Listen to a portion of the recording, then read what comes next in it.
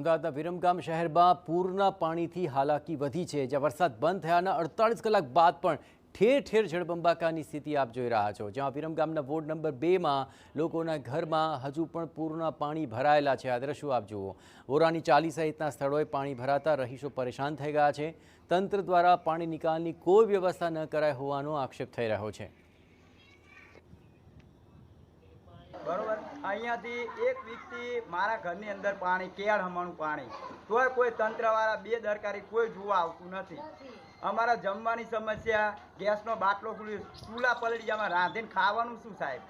બરોબર, તો તંત્રની કેટલી બેદરકારી। વોટ અમે કોબલો ભરી ભરીને આપ્યા અને અત્યારે અમે મુસીબતમાં તો કોઈ તંત્ર અમારી જોવાય આવતું નથી।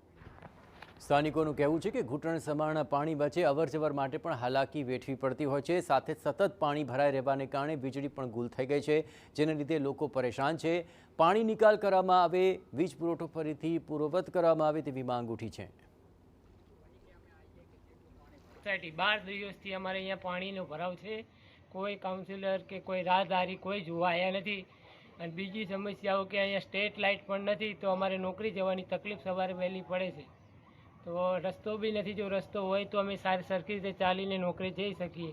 આટલા પાણીમાં અમારે સવારે 4:30-5 વાગે નોકરી જવાનું હોય છે।